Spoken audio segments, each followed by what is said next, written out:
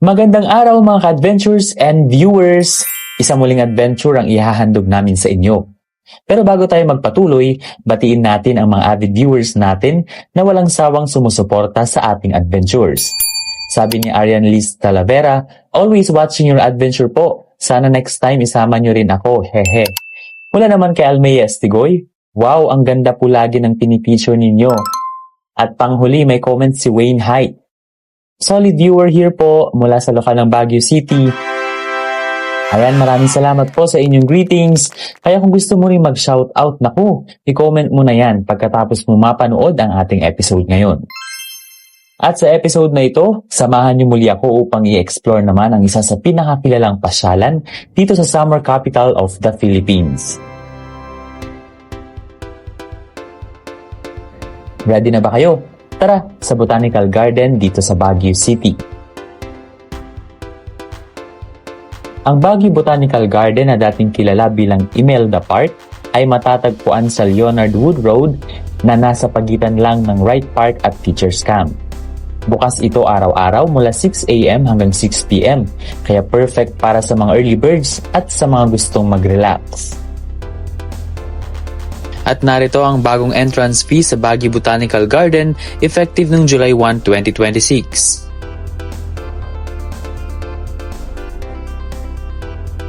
At speaking of PWDs, accessible din ang garden dahil may mga ramps and pathways na PWD friendly. Madali lang din puntahan, pwede kang sumakay ng taxi diretso dito o kaya naman jeepney na may ruta sa Mines View o Pacdal Liting mula sa city proper. 10 pesos lang ang pasahe para sa mga estudyante at 13 pesos naman sa mga regular.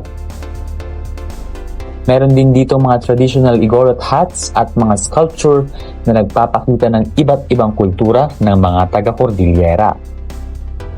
At ito ang hindi ko makakalimutan dito, ang kanilang CR, dahil napakaayos at napakalinis.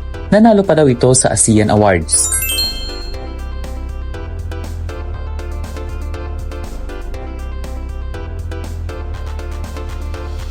At syempre, para sa mga plant lovers, andito ang Orchidarium, Succulent Garden at pati maliit na sunflower farm.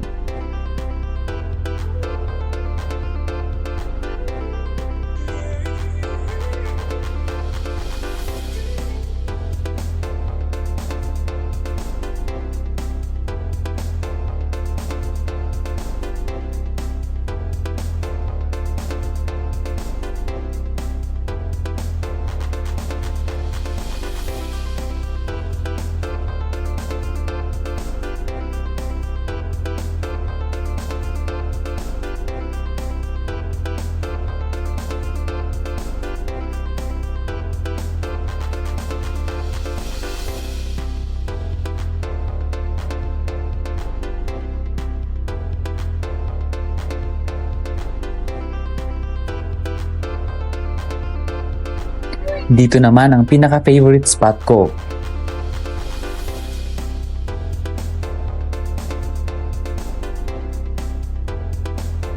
At kung mahilig ka sa photos, sobrang daming Instagrammable spots dito. Pwede ka pang mag-rent ng traditional Cordilleran costume para sa mga picture perfect shots.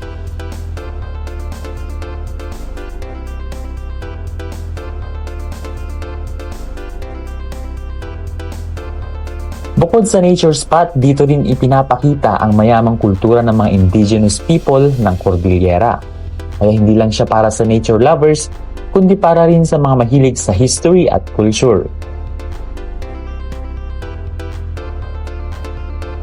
At nakakita ka na ba ng elepante in real life? Kung hindi pa, meron dito. Hindi nga lang gumagalaw.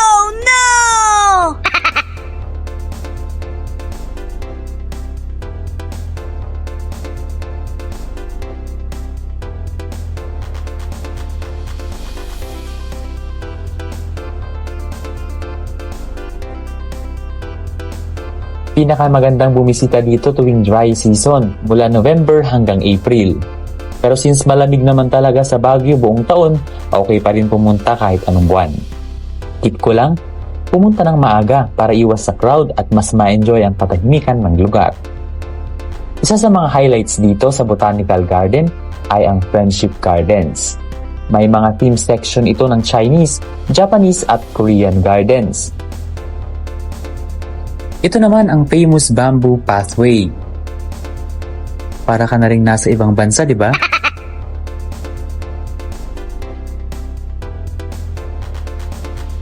Isa sa mga unique spots dito ay ang Japanese Tunnel.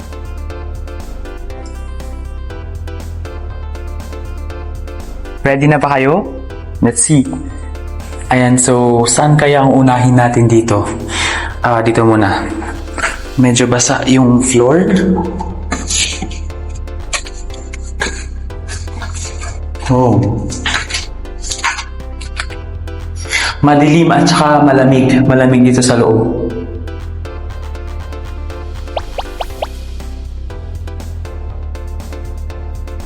May mga tumutulo na tubig dito, kaya mag-iingat lang.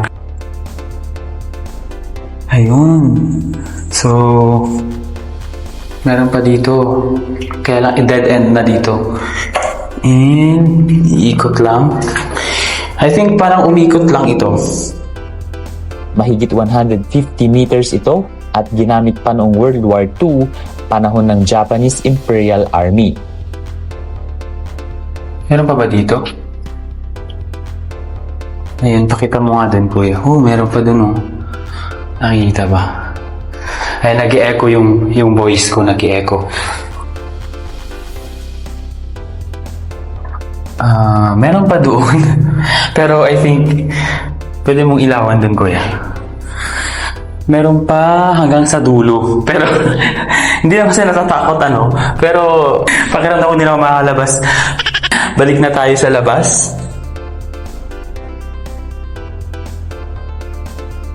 So, kung dediretsuhin mo dito, yun na yung labasan.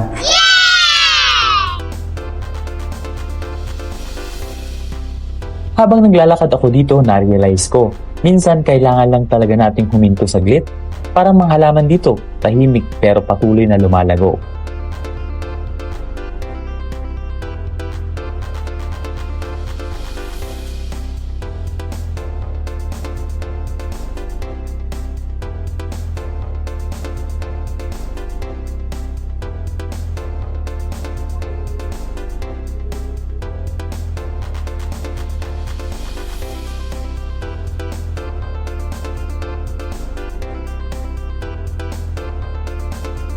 Ayon naman sa mga nagtatrabaho dito, masaya sila at na-enjoy nila ang ginagawa nila dahil meron daw silang connection sa nature.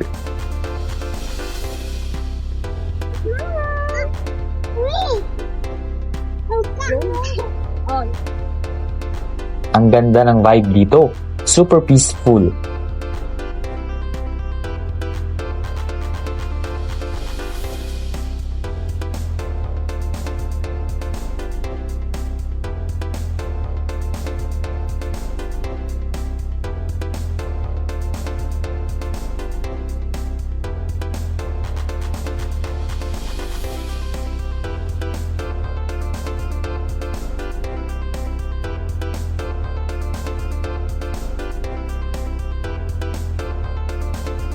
Ay, narito tayo ngayon sa 12-foot na cowboy boots. At ito ay derived sa pinakamalaking boots na nagawa dun sa Texas. And ang sinisimbolo nito ay ang friendship ng Texas at ng Cordillera.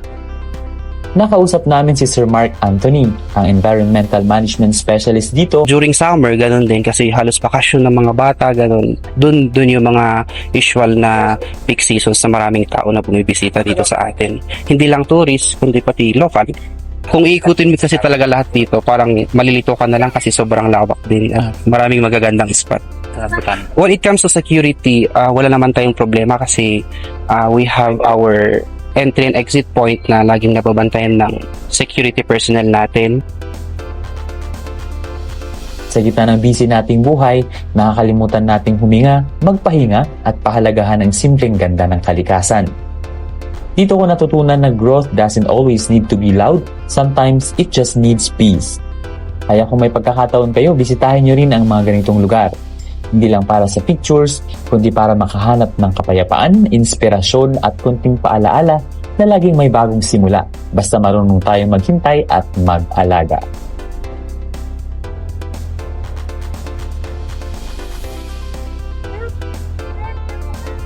At yan ang adventure natin dito sa Botanical Garden sa Baguio City. Don't forget to like, share, and subscribe sa ating YouTube channel, maging sa ating Facebook page. At i-comment nyo na rin kung ano yung mga gusto ninyong puntahan natin at i-feature natin dito sa North Luzon. Always tumutok po sa ating Northern Adventure Exploring the North. Dito lang yan sa Net 25 Baguio.